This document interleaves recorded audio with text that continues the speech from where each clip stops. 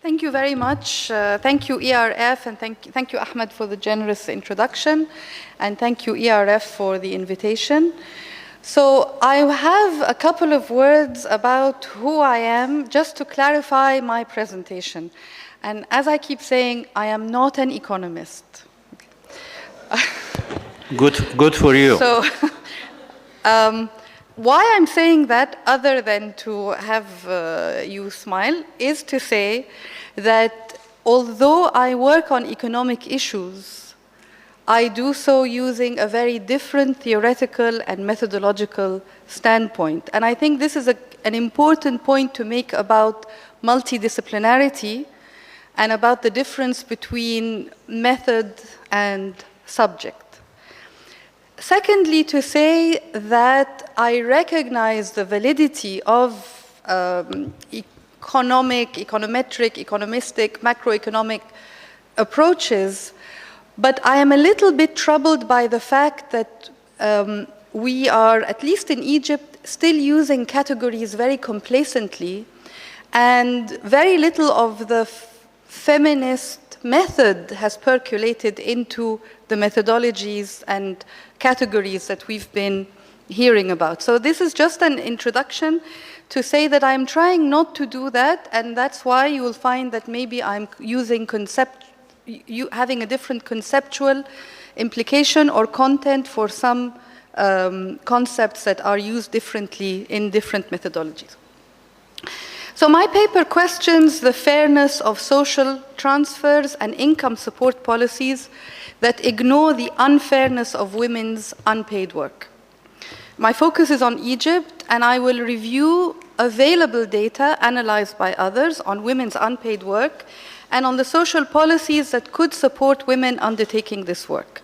And my purpose is an exposition and a reframing of policies, and not necessarily a revision. So just a couple of slides on, this is the outline for my presentation. I want to talk a little bit about the linkages between work and welfare. So far we've been hearing about work mostly as a sort of slice of life current situation, and making distinctions between categories of work based on the degree of protection or dignity or security that they avail.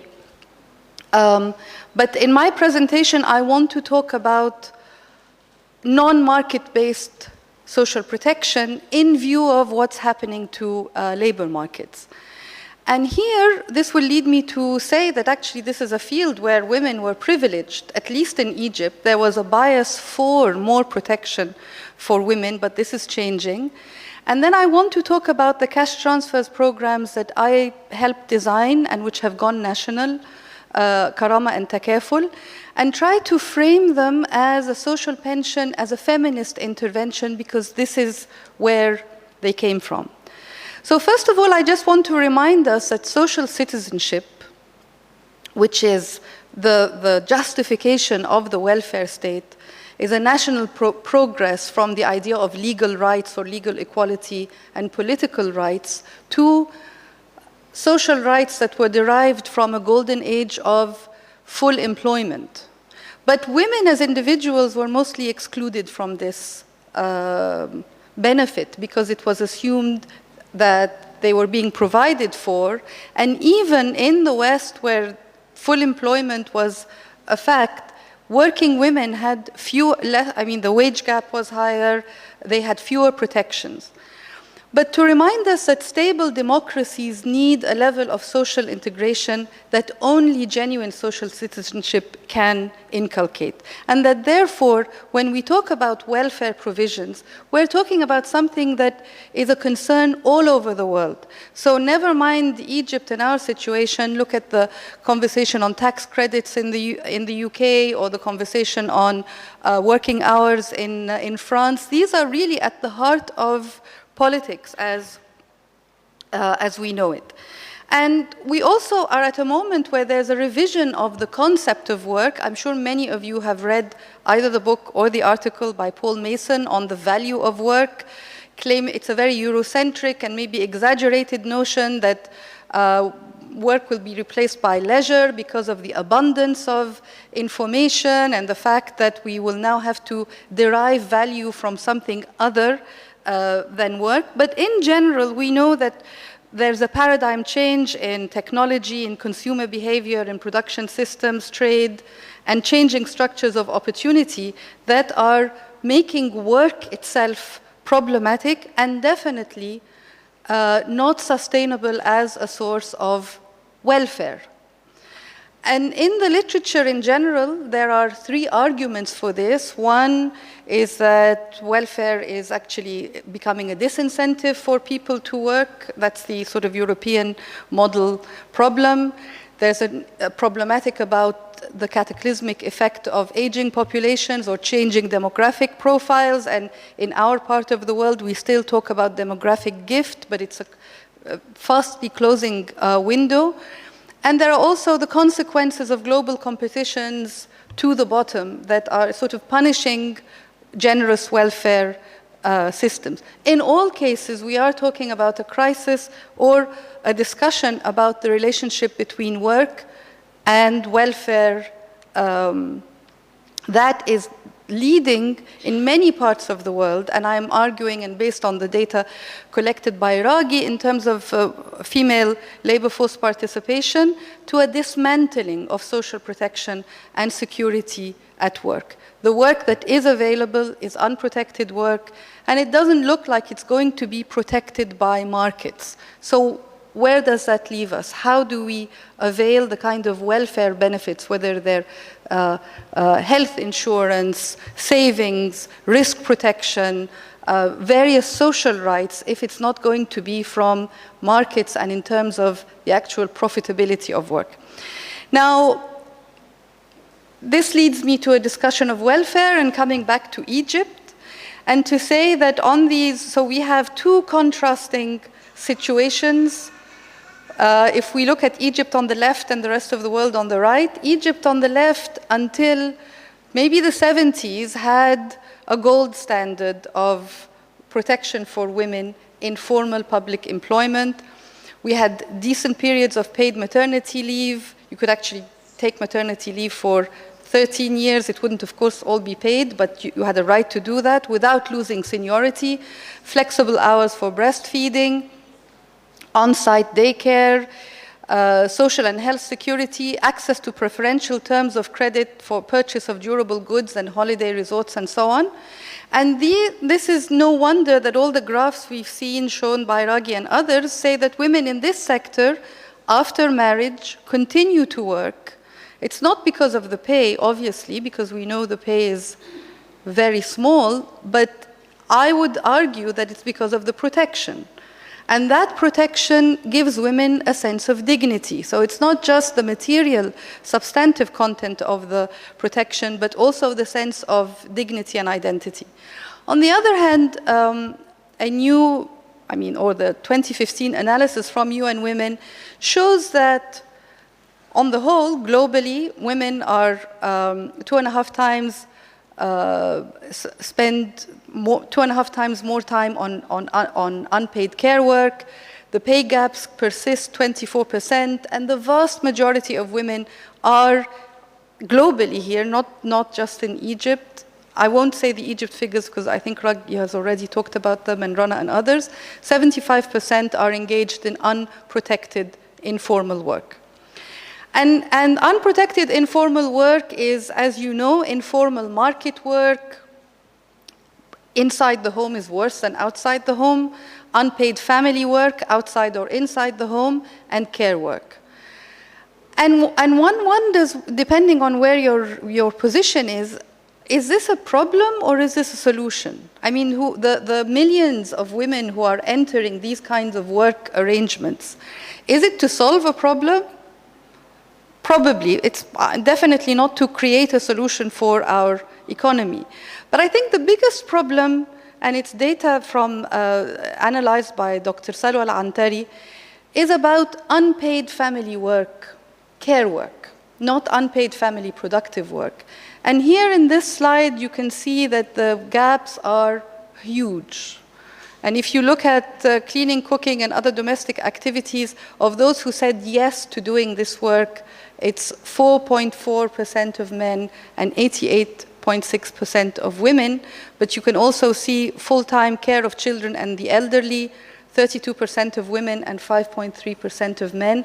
So these kinds of variations, and this is also from labor market panel data, are persisting, and that means that it's, as Raghi was saying that the supply side doesn't have a problem, and I think that if we look at certain categories of women, that there are supply side problems, and here I think that it's very important to distinguish between poor women, very poor women, middle-class women, educated women, to really understand the supply side restrictions. Okay, so one solution, at least in Egypt and in other parts of the world, to these kinds of burdens is to provide social transfers or pensions to people who are poor or deserving, as they like to call them. And I think that here in Egypt, we've had a problem in framing this support as basically support for people who are politically inactive, we all are, economically inactive, male breadwinner in patriarchal arrangements. So our social pensions prior to the cash transfers I will talk about briefly was that these social pensions will go to people who do not work in any kind of work. In fact, beneficiaries get penalized if they are working, including if they're market sellers, if they're seasonal workers or so on. The assumption is that it's a male breadwinner, so if a pension is a family pension, it goes to the man. And the assumption is that there are patriarchal family arrangements, so if in the absence of the man, it will go to the woman. We used categorical targeting, and here is a listing of the situation of social pensions in Egypt until 2013. These are the categories of entitlement and the numbers that are actually receiving them. And you will find that we still have categories such as spinster, that's woman over 50. So it's to discourage women over 50 who are poor from working, because otherwise they forego the payment. Divorced women, children of divorced women. But you'll find the biggest category is the handicapped, which is different these are adult handicapped. And there are over 500,000 beneficiaries. And this is actually a chronic disease pension. I mean, very few of these people are actually handicapped. The restriction on receiving it was reduced in the late 1990s, early 2000s. So it means people with chronic disease, people doing dialysis, people with respiratory tract infections or asthma and so on. And when I could look at the gender breakdown for some governorates, and they're overwhelmingly men. So in 6 years ago, when Naila was involved, and Raghi and Ahmed, we tried to do an experiment with cash transfers to reframe this social pension scheme so that it's actually targeting people who are the working poor, a bit similar to tax credit, and that give the transfers to women. And I'm only sharing with you 2 slides. As an anthropologist, rather than convey the details of the program, I wanted to give you some information about these people. Who are they and what kind of burdens they bear? So, as you know, cash transfers are social transfers given to people targeted on the basis of some kind of objective targeting, and they're conditional. If they are conditional, then they're conditional on school attendance or use of health services.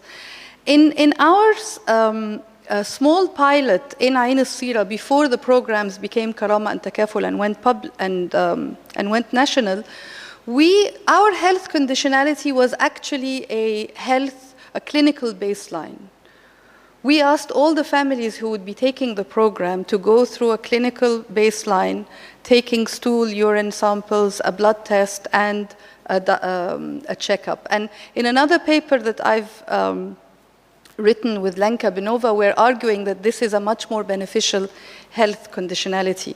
And that just gives you an idea of the kind of the 158 female heads of households. That's not the whole sample. It appeared that most of them were unhealthy. I mean, only 9 out of 158 didn't have an unnecessary morbidity. When you look at their children, this is 620 children who underwent the clinical baseline, and they were all, they had no unreported morbidities, so they weren't complaining from anything. But you will find that the children had rickets, bronchitis, jaundice, psychological disorders, nocturnal enuresis. So this clinical baseline showed that this sample of people who are not complaining from anything really had preventable morbidities. That meant that there were extra burdens of care. Now, because I only have a few more slides, I want to jump to Karama and Takaful. These are the national programs that were designed on the basis of the Ain al-Sira experiment. They're relatively new. They were introduced in people started getting their payments in 2015. The benefit is given to the woman, to the caregiver. She doesn't have to say that she's not working. It's being geographically targeted as well as objectively targeted. And currently there are over 100,000 families registered in the program. And I think what I'd like to suggest to you is that the importance of rethinking welfare as it relates to women, one of the most important propositions is to overcome the kinds of barriers and critiques that have been leveled at these kinds of programs, and to use a work rather than a poverty lens. And here, I'm not saying that to give transfers to people who are not poor, but I think that designing a protection program that is looking at the ability to work and providing income support for people who do work or recognizing care work is a more promising path rather than having a sort of redistribution approach that is basically giving people social pensions without actually encouraging beneficiaries to work and to use social services.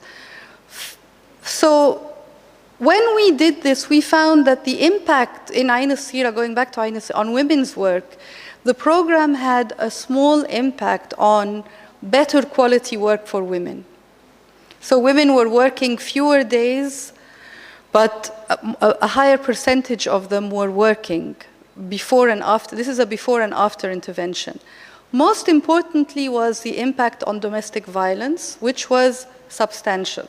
And this is a before and after, same enumerators. Actually, we were not enumerators, we were anthropologists, under the same conditions, asking women the same questions.